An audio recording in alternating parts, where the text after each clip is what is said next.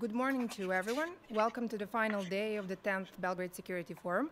My name is Marija Ignjatijević. I'm a researcher at the Belgrade Center for Security Policy, and I will be moderating today's panel, Defense Cooperation Beyond the Alliances and What Can the Balkans Learn from Nordic Countries. I would like to apologize on behalf of our team since we're a bit late with the program. We're having some technical difficulties and we hope to fix them soon. It is my pleasure anyway to welcome today's panelists. I will briefly introduce each of them. Firstly, joining us from Sarajevo, here's Mr. Kenan Dautović. He's an associate professor at the Faculty of Political Science in Sarajevo, Bosnia and Herzegovina. But besides his rich academic career, Kenan Dautović is also a member of armed forces in Bosnia and Herzegovina. He's a brigadier general, currently assuming the position of a deputy commander of operational command of armed forces of Bosnia and Herzegovina. And I believe that his academic and both practical experience and expertise will help us dig deeper into different aspects of regional defense cooperation. So good morning and thank you for joining us, Mr. Dautović. Good morning, Marija. Thank you very much for having me. Our second panelist is joining us from Oslo, Mr. Karsten Friis. He is a senior research fellow and head of the Security and Defense Research Group at the Norwegian Institute of International Affairs, NUPI. Mr. Friis is specialized in security and defense policies, in international military operations, civil military relations, cybersecurity, and in general Nordic security. But he is also very well acquainted with the Western Balkans region, since he has spent quite some time in the region in the past 2 decades. He held positions in OSCE missions to Serbia, Kosovo, and Montenegro. So I believe that his expertise in both regions can help us understand better what can actually the Western Balkans countries learn from the Nordic countries when it comes to defense cooperation. So good morning and welcome, Mr. Friis. Good morning, thank you. Currently, we're having difficulties to log in our third panelist, but I will introduce him anyway and hope that he will join us in the following hour. Our third panelist is actually joining from Belgrade. He's a Norwegian defense attaché to Serbia, Lieutenant Colonel Egil Dautović. He has been in this post since 2018. He has a rich military career within the Norwegian armed forces. He has served in multiple humanitarian and peacekeeping operations, also in the region of the Western Balkans. And he's also very well known for his efforts in promoting gender equality within the Norwegian armed forces and wider in the security sector. So I believe that Mr. Dautović's practical experience in both regions will help us to understand what are the practical benefits as well as obstacles to defense cooperation. Now, before we dive into the discussion, I would like to welcome also all of our participants who are following us on different platforms and to encourage them to ask questions, and I will do my best to include these questions in our discussion or leave them for the Q&A session in the last 10 minutes. Now, the main question we will strive to address throughout this panel is whether strategic differences and differences in security policies of individual countries actually influence, and to what extent they influence regional security cooperation. That's why we chose these, let's say, strategically diverse regions. When we look into the Western Balkans region, all of the countries are either members of NATO already or are striving to become members of NATO, with the exception of Serbia. Serbia has declared military neutrality back in 2007 and has confirmed it last year with its new national security strategy and defense strategy. So now many tend to question how will this Serbia's decision to be military neutral actually influence the regional security dynamics, and how will it impact the regional security cooperation in practice. Also, public discourse and media reporting in the Western Balkans tends to be overwhelmed and dominated by belligerent rhetorics and by conflict in general, but nevertheless experts agree that the region has shared threats and shared security interests, which can only bring the countries closer. So my first question goes to Mr. Dautović. Generally, how would you assess regional defense cooperation in the year of 2020 when it comes to the defense field?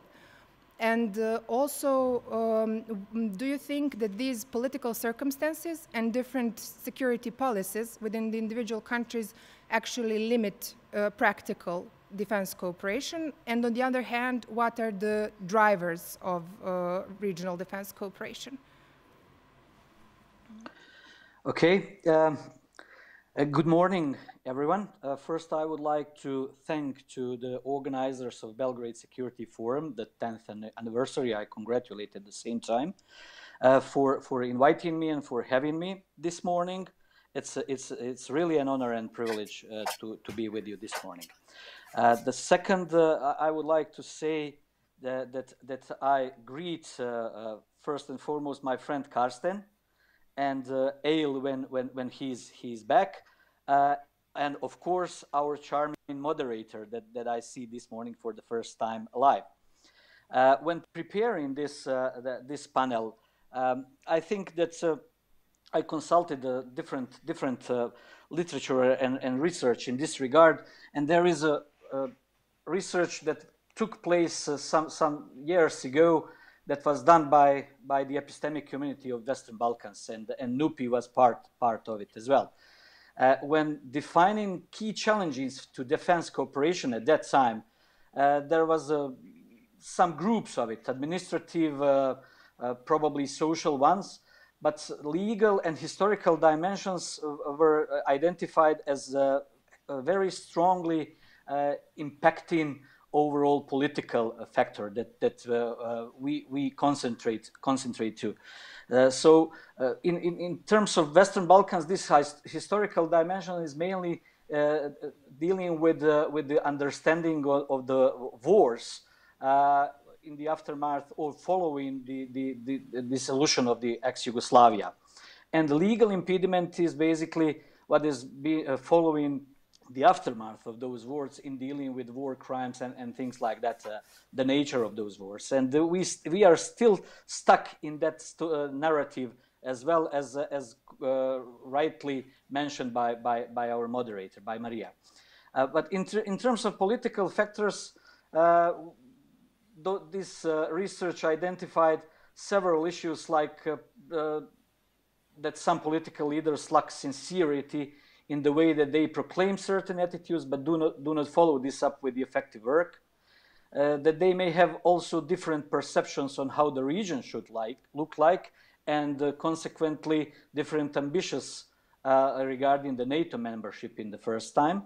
There are still some separatist projects in the region that are taking place as well, and insufficient democratization of the region still has some negative political influence, as well as influence of the great powers exerting over the region. But I would like to concentrate on the current state of the situation, in which I identified two parallel processes ongoing at the same time. The process of integration is still alive, and there is a still ambition of all the countries in the region to become an EU member, and some of them are not basically interested in becoming NATO member. But this is the story about the integration. On the other side, we are witnessing fragmentation that is taking place all around the world, particularly in Europe, and I would say that it is taking place in the Western Balkans as well. So what are the key features of these environments that these two parallel processes are taking place in? The first and foremost, the world is heading towards a new multipolar world, I would say, because we are witnessing a realignment of great powers as we speak. At the continent, there is also enlargement fatigue on the EU side. There are more and more voices being raised that is enough and that should be stopped at some point. At the same time, as we are also witnessing Europe going right, raising back again concept of sovereignty. In terms of Western Balkans, we are also seeing, because of so many requirements ongoing, that there is a sort of Euroscepticism now being seen in the region as such. But as suggested, probably the most troublesome issue is basically that borders are back again. The vocabulary of realism is very much present in the region, and this is something that is a source of wariness for all of us. I think that looking at the time frame, I think that this process was sparked by the Montenegro's independence in 2006, and particularly Kosovo independence in 2008. I'm, of course, not in the situation now to judge upon whether it is acceptable or not, but I'm just talking about the fact right now. And in my understanding, looking at the balance of power within the region, I think I see Serbia as the key actor, as the key player, who being in position to contribute immensely to sorting out this tension. But it is also actor trying to accommodate both integration and fragmentation at the same time, and it may be a little bit problematic. I will stop here. Maybe there will be questions later on, and I'm ready to address that. When it comes to the drivers for regional defense cooperation, yes, Western Balkan is a regional security complex in its own right, with the global security threats and challenges, and regional as well. All countries in the region suffer from shrinking state budgets. There is an attractiveness of Euro-Atlantic integration, maybe more Euro integration. There is a rich history of coexistence. There is a similar culture, similar customs, same language background more or less, except Albanian language. A lot of people still know each other, enabling personal contacts which facilitate cooperation. Of course, there is a natural desire to maintain good neighborhood as well. And all that happens when national interests coincide with regional cooperation, because national interest and political will is probably the key word for this cooperation to be successful or not. And now let me just in 2 minutes evaluate regional cooperation so far. When visiting this research I was mentioning, there was 70 different practices identified at political, operational, and tactical level, basically covering political level through regional forum, research projects, bilateral cooperation projects, etc. Strategic operational level with a lot of forums, with sub-regional arms control, with daily regional cooperation in Brussels, and also, most importantly, at the tactical level, with various forms of education, joint exercises, instructor exchanges, etc. But the issue in few last years is basically that we can notice that there is a fatigue in this regional cooperation as well, somehow, because a lot of countries tended to participate in regional cooperation as a part of their desire to join either or EU and NATO. Once this goal was achieved, a lot of countries tended to basically change their policy to regional cooperation in terms of enthusiasm, I would argue, in the first instance. And also, probably these pandemics somehow introduced the fatigue, not the fatigue, but basically very problematic obstacle in making in making fruitful regional cooperation as such. Therefore, currently regional cooperation is alive. To my knowledge, neither of these projects have been killed. However, in terms of enthusiasm in participating in these projects is somewhat problematic. And I will stop here. Thank you very much, Mr. Dautović, for your insightful overview of the current state in the regional defense cooperation in the Western Balkans. We'll have more chance to speak about these practical aspects of cooperation. But now I would like to go into greater detail into Nordic defense cooperation and turn to Mr. Friis. I would say that the Nordic region is, in this sense of membership in the alliance, is even more diverse. So we have Norway and Denmark, who are NATO members. We have military non-aligned Sweden and Finland. However, they are EU members, so they are fully contributing to CSDP through the EU framework, whereas Norway and Iceland are remained outside of the EU. So regardless of that, the Nordic countries have decided over a decade now to start with this initiative called NORDEFCO, or the Nordic Defense Cooperation. So my question to you is, how has this initiative evolved through years? What were the drivers of cooperation back then in 2009 when it started? And what are the drivers of cooperation now? And how have the Nordic countries managed to overcome these strategic differences? Well, thank you, Marija, and thank you for inviting me. I'm sorry I can't be in Belgrade. I've been in several Belgrade security forums before, and I always love being there. So anyway, this is better than nothing. So greetings from rainy Oslo. Yes. Why is anything to learn from the Nordic countries for the Western Balkans? Obviously, there are very important differences. We haven't been at war with each other for centuries. We have different kind of societies, very important differences, but also some similarities. And as you pointed to, Marija, the main one when it comes to this defense cooperation is the fact that Sweden and Finland are not part of NATO, whereas Norway and Denmark is.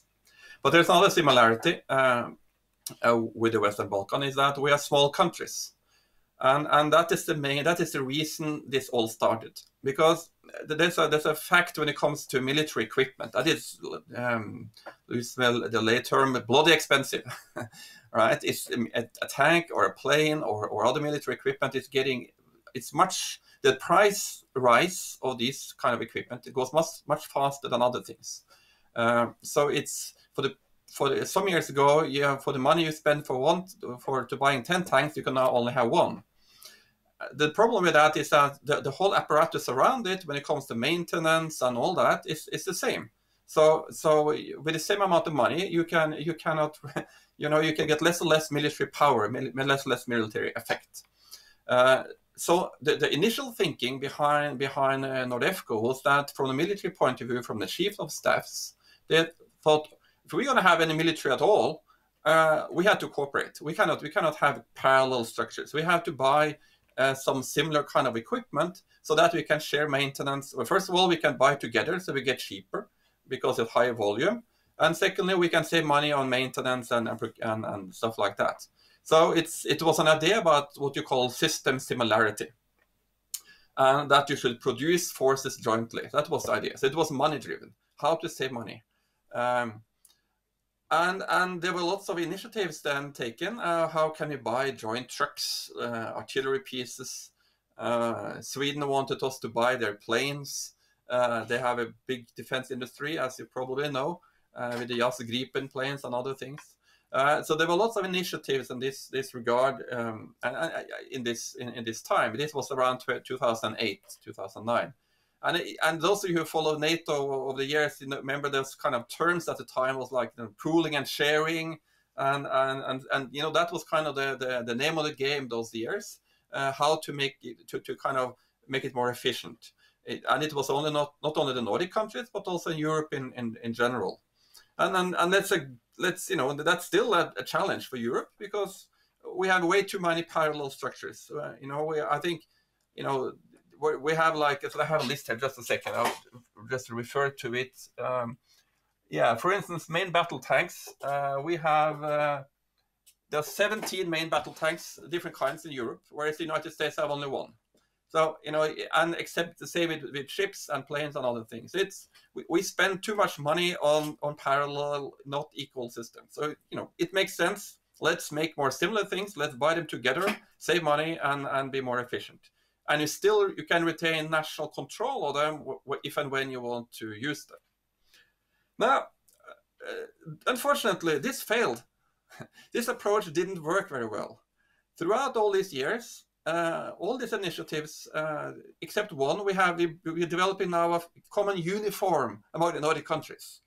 That's the only thing we managed to buy together, is a common uniform, and even that is difficult. so which sounds, how can that be difficult? But even that is challenging. And I will not go into all the details of why it's difficult. It's bureaucratic. It's because of different time frames, because of different standards, procurement rules, blah, blah, blah. But the point is that the idea of similar forces and producing forces together simply was not very efficient. What did happen, though, in parallel was also some initiatives when it came to joint exercising. Started with planes. By being close to each other, the Swedish, Finnish, and Norwegian air forces began doing weekly trainings together in our common territories. And that was a huge success because that brought Sweden and Finland into NATO standards when it comes to communicating with a plane. Swedish pilots used to communicate in Swedish to their flight commanders. Now they developed common language and NATO standards. And then they began also deploying together in the Balkans, in Bosnia and Herzegovina, with the Norpol Brigade was the first one, and later on intelligence cooperation in Bosnia and Kosovo, and other kind of joint deployments internationally, joint using of some transport planes, etc., etc. Also increasingly participating in each other's exercises and bringing bottom-up Swedish and Finnish military into the NATO standards on how to operate, because you need to to be able to participate in exercise, you need to have a way to understand command and control and rules of engagement and everything. And this didn't reach the headlines, but it continued throughout this time and has been rather successful. It's been very successful, I would say, because it has brought Sweden and Denmark into the kind of understanding of NATO, how NATO operates, without any question of being member or not. It's not about that. It's about being able to cooperate. Now, at the same time, though, it's important to know that Sweden and Finland, as becoming members of the European Union, moved from being neutral countries to be non-aligned. And I think that's an important difference, because being part of the European Union with a solidarity clause and everything, by being neutral, you basically say that you will never choose side in any conflict ever. But if you're military non-aligned, it means that you're not part of an alliance. But that doesn't mean you can choose to take side one way or the other if and when there's a conflict. So there's an opt-in option possibility there, which is higher.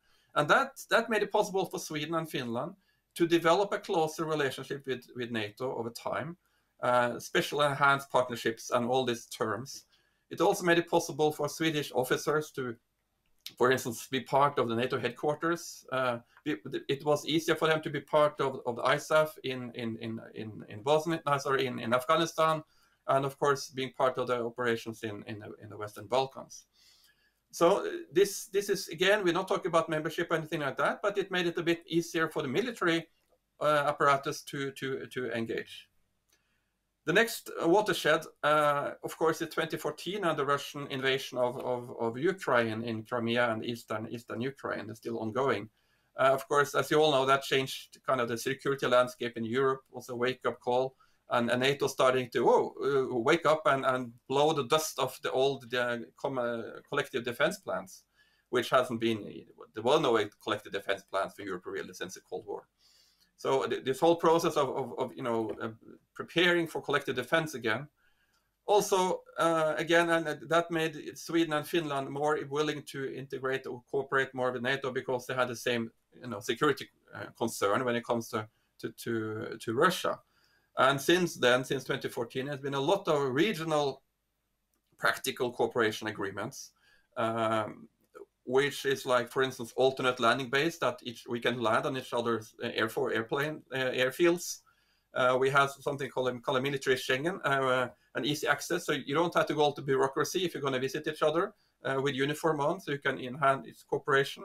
We have a joint radar picture. We exchange radar picture with each other. There's a secure line, VTC, between the headquarters, so the military people and the ministries of defense can communicate and political dialogue about situations. So there are a lot of this kind of, let's say, new infrastructure in place that facilitates more regional security cooperation, because of the joint shared concern about Russia. That has been a new driver for cooperation regionally, whereas initially NORDEFCO was more about cooperating in international operations. So that, in a nutshell, is the NORDEFCO of 12 years. And I think the lessons learned for Western Balkans again is the same. Let's focus on exercises, focus on the practical things, focusing on things which is not politically sensitive, but which has a mutual benefit in enhancing military efficiency, military interoperability. And from the study that Kenan referred to, that NUPE was part of some years ago, I remember that one of the findings was that this core culture, for police and military, made it actually quite easy for the people in uniform to cooperate, despite relatively recent experience of war, because of the, say, professional standards. So it's more difficult for politicians sometimes than it is for the military to do this kind of work. But yeah, I will stop there and continue afterwards.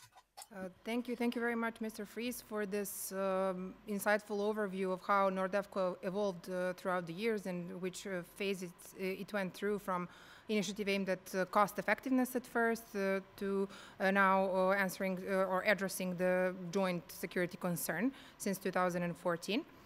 Now, even though we cannot analyze regional defense cooperation separately from strategic constellation of the regions, and we cannot put this political context aside, but I would like to ask both of the panelists to focus in the next 15 minutes or so on practical aspects of defense cooperation. I would like to identify some of the success stories in both of the regions, as well as the greatest obstacles in that practical operational sense to regional defense cooperation. So, Mr. Dautović, what would you highlight as an example of good practice in the Western Balkans region? And what, on the other hand, do you consider to be the greatest practical challenges to regional defense cooperation in the Western Balkans? Okay. In preparing this panel, I was anyhow expected to talk about some specific organization which is called Balkan Medical Task Force. Before addressing it, I will just mention that there are several of them among these 70 that I mentioned. Half regional cooperation is taking place in, for example, Rakvijak in Zagreb, or that's become a center for security studies, I think, or cooperation, and Peace Support Operations Training Center based in Sarajevo as well. Southeast Europe Brigade is one good example of a very practical and successful cooperation. But let me say a few words about Balkan Medical Task Force, which is a multinational modular medical unit based on existing military medical capabilities of the participating nations. So one part are participating nations, and they are Albania, Bosnia and Herzegovina, North Macedonia, Montenegro, Slovenia, and Serbia. Which mission is medical response or assistance to civilian authorities in case of natural disasters within and out of the Balkan region. And with the purpose to improve the interoperability of national medical capabilities to be available for deployment within regional framework, with the potential to be deployed in UN missions and operations. Already here we see some of the key marks that Karsten mentioned, basically about interoperability, and about probably another one is that you need to find a proper ground for cooperation, which is not sensitive, which is not diverging people within the framework. Initially, DIA was launched in 2007, but only 9 years later, it reached its full operational capacity. And in its structure, currently in Skopje, there are 86 personnel in their standing organization. So when we look at that particular example, what are basically lessons observed, lessons identified, maybe and probably learned to some extent when analyzing this Balkan Medical Task Force? The first and foremost, there was a political support in the first instance and operational dedication. Without political support, nothing will be achieved at the end of the day. The other one is basically that everyone will certainly agree that humanitarian aspect of the mission is something that is tough and acceptable enough for all countries in the region. It's a very, very non-sensitive ground, a very human one. Another lesson is basically that it is a story about the mutual interest, because we already mentioned that Western Balkans and Balkans is a regional security complex with shared challenges, risks, and threats. Therefore, there is a mutual interest of all participating nations to contribute, to join somehow.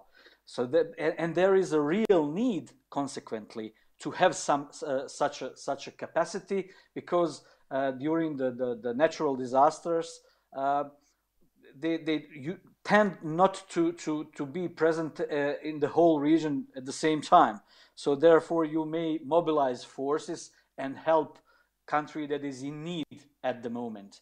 There is a very balanced contribution, including a relation between host nation and framework nation, because there is a framework nation who is a little bit better capacitated in this regard, like Slovenia or Macedonia or Serbia.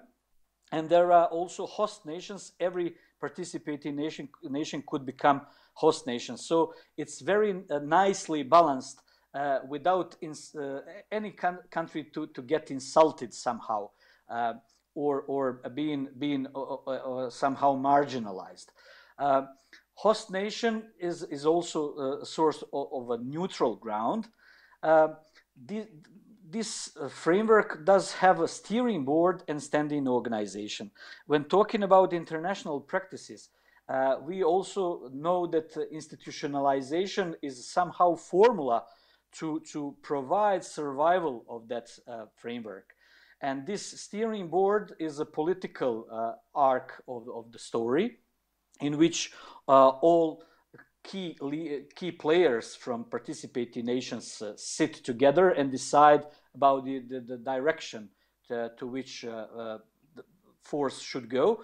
And there is a standing organization which should, in operational and tactical terms, support the decision made by steering board. This also is seen as a platform for achieving standards, because some countries does have better standards than others, and in this trade they basically they succeed to bring all participating nations to proper standards, and also acquiring knowledge and skills. And if this framework is somehow supported by powerful partner countries, like the United States of America and Norway, in this case, then probably success is guaranteed somehow. The problem with this framework is that it's not been tested yet in practice, and it is strange that during this COVID it's not been invited to help anyone in particular way.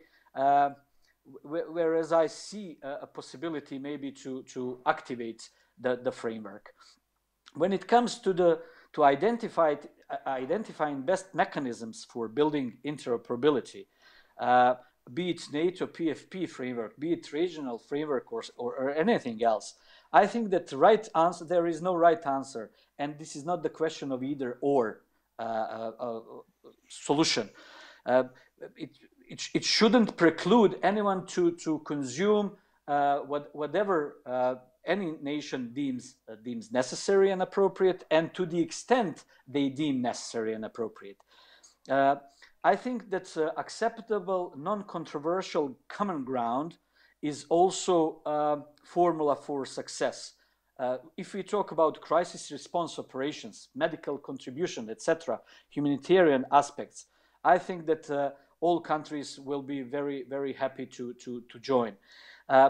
If, as Karsten quite rightly mentioned, if we keep it at technical level, then there is a bigger quantity, but also the quality of transaction taking place, because this epistemic community or community of practice, if it takes place, then professionals tend to cooperate much more if they are given a freedom to do so. Then less demanding tasks in terms of level of ambition. So small steps so that the overall process doesn't regress. It should be kept feasible and somehow achievable, how to say. And if these frameworks seek for win-win situation in treating equally all partners, in which they are visible and not feeling marginalized by any means, if we basically avoid somehow exerting any particular partner nation's will onto others, then I think this is the collection of best practices that could guarantee a success in regional cooperation. In terms of the limits, I think that the formula is, and I'm going to mention it several times probably, it's about, at the end of the day, political will, and I think that the local ownership is the other part of the equation for this cooperation to succeed. I will stop here. Thank you very much, Mr. Dautović, for mentioning specifically Balkan Medical Task Force and explaining this really unique mechanism for regional cooperation, and also for mentioning some of the obstacles, such as the lack of local ownership in building defense cooperation. But now I would go to Mr. Friis and ask him to identify or to highlight one or a few initiatives or mechanisms which emerged through NORDEFCO that you consider particularly successful, and to explain what are the practical benefits for the armed forces, but also for the citizens of such initiatives, and also which lessons did the Nordic region learn throughout this process that could be applied to the Western Balkans region. Yeah, thank you. Well,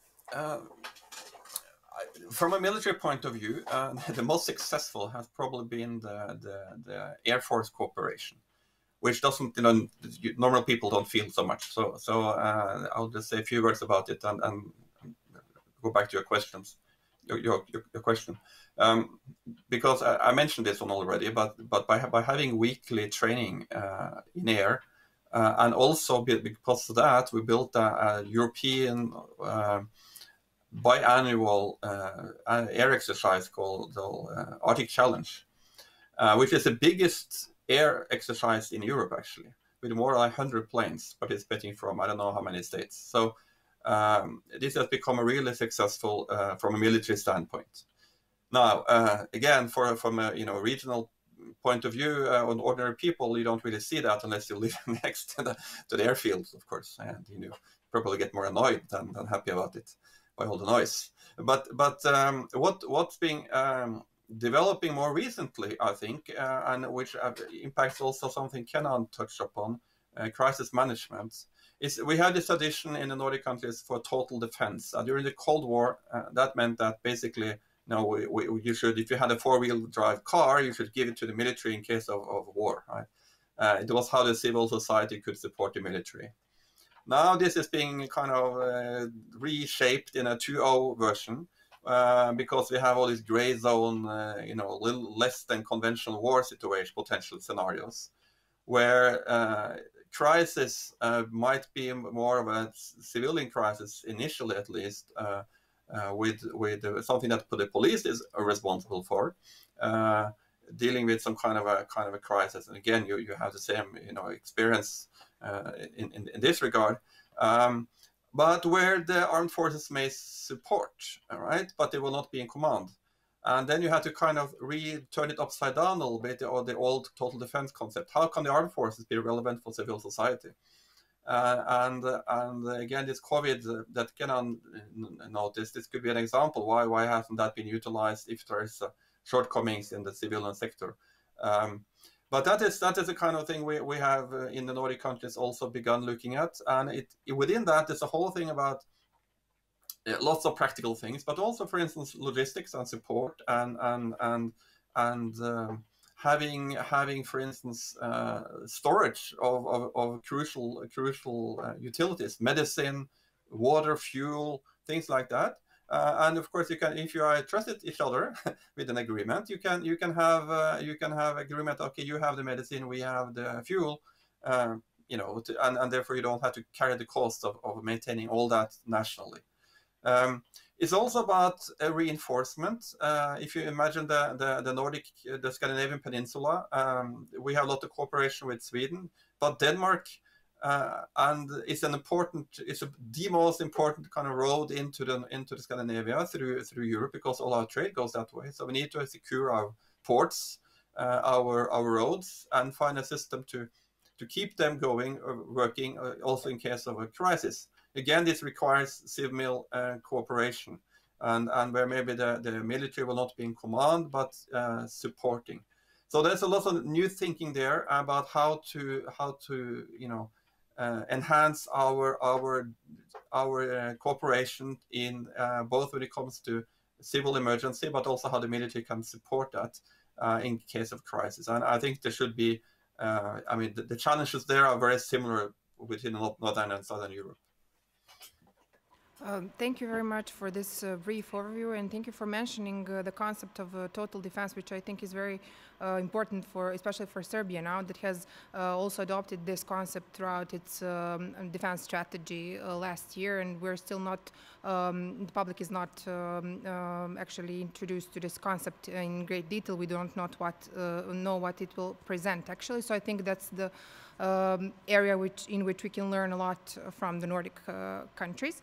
Now I would like to encourage our audience also to ask some questions. We had one question which I think is partially already answered. It's the question of what are the shared security threats or challenges in the Western Balkans region. I think both of us, our participants, picked up on that question a bit through their presentations and mentioned natural disasters and crisis response in that sense. But I would also like to connect to that question, and since we do not have much time, we have only 10 minutes or so left to ask both of the participants where do they see potentials for deeper cooperation in the future. What are the opportunities in both practical and the strategic sense? Mr. Dautović, the floor is yours.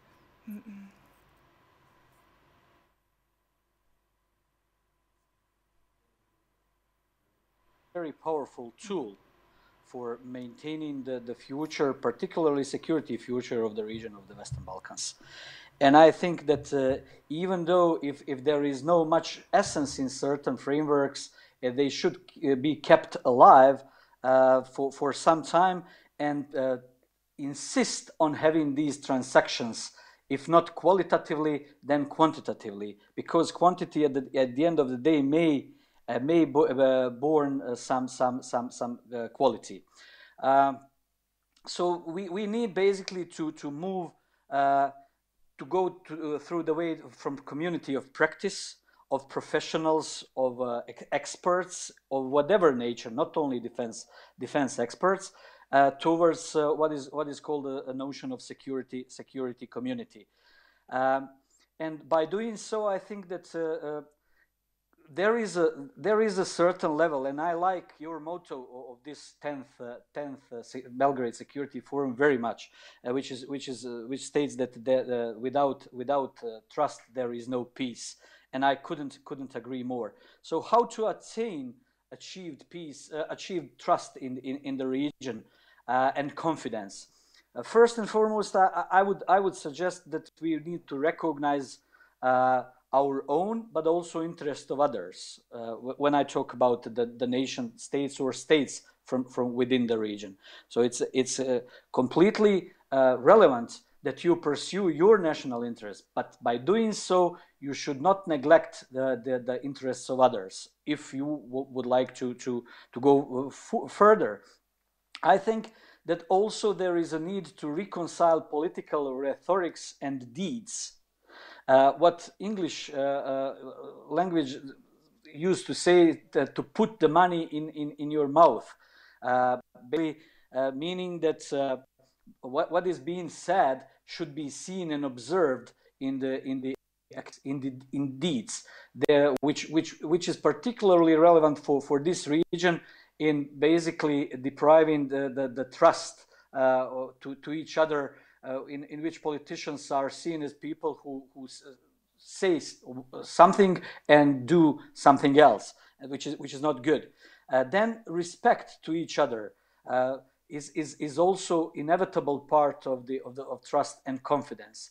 Everything that is being done should be as transparent as possible, because any secret activities or activities that are not communicated to others properly may basically come up with a sort of security dilemma, or if not security dilemma as such, with the question marks, what is going on out there. And whatever is being done then should be used. I mean, these frameworks that's being created, and by doing so, proper strategic communication should be communicated somehow, because it is vitally important how message is conveyed nowadays. What is the narrative behind every activity that we pursue? So let me conclude by saying that by definition, trust is believing in spite of uncertainty. And the question for the Western Balkans is as follows: whether uncertainty is being exported from the outside as a reflection of the threats, risks, and challenges that we all suffer together, which could be the glue getting us together much more, or this uncertainty is being produced within the region by deeds and rhetorics that you mentioned, Marija, at the very beginning. And then it's a counterwise logic that function against regional trust and cooperation. And how to achieve that is basically simple to say, but very hard to implement. There is a need, again, for political will and local ownership. Whatever we do, our international friends will keep helping us, but they are not going to do our homework for us. And all what is done should be based on frank intentions, because at the end of the day, intentions are something that we are going to get measured by. Thank you very much. Thank you so much, Mr. Dautović, for sharing your understanding of what is crucial for building trust in the future and for further developing regional defense cooperation. Mr. Friis, the same question for you. Where do you see potentials for deeper cooperation, both in the Nordic region, but also in the Western Balkans? Look, let me answer this by giving you my assessment of the overall security threats that we are facing. And I think that's basically the most important threat we're facing these days, all of us, North and South, is our values. I think our rule of law is being challenged, our democracy is being challenged, our personal freedoms are being challenged, and transparency and some basic principles. These are challenged both from inside Europe and also from outside. Inside from let's say, authoritarian development in many countries in Europe, and rise of less democratic parties many places, but also from outside. And then I'll talk about Russia and China, who neither are democracies and are using increasingly aggressive methodology to undermine our societies. And we have to be aware of that. And it is as late as last week, Norwegian foreign minister went out and publicly for the first time pointed a finger, accused Russia of hacking our parliament. And she wouldn't do that without evidence. So we have poisonous, we have more aggressive military behavior and influence campaigns and all these things that is being done. And we are not always resilient or robust enough to stand up against that, because it's kind of step-by-step small drips undermining our societies and our democracies. And also China, which is not only having trouble, questionable human rights records domestically, but increasingly leaning forward and more pushy foreign policy when it comes to investments and transparency and policies in Europe. And we have to be firm and stand together against that, because alone we are too weak. We have to have principles that we adhere to when it comes to, for instance, foreign ownership and policies. So I think this is the most important issue, and upon that you can build all sorts of cooperation, cyber defense, and police, investment screening, robust media, independence, the civil society, and of course armed forces. But for me, the main challenge is actually our values are at stake, and if you recognize that, we have to take measures in many sectors to build a secure future. Thank you so much, Mr. Friis. Unfortunately, we have come to the very end of this panel. It's already 11 o'clock, so we do not have more time for the discussion.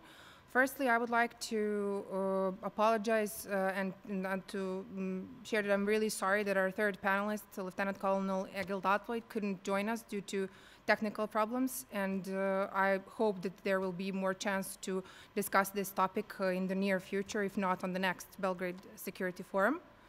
I would like to thank both panelists for sharing their thoughts, firstly on the evolution of regional defense cooperation both in the Nordic region and in the Western Balkans, their understanding of how this cooperation will continue in the future, and mostly precisely for sharing what are the practical benefits and obstacles of defense cooperation in the Balkans and in the Nordic countries.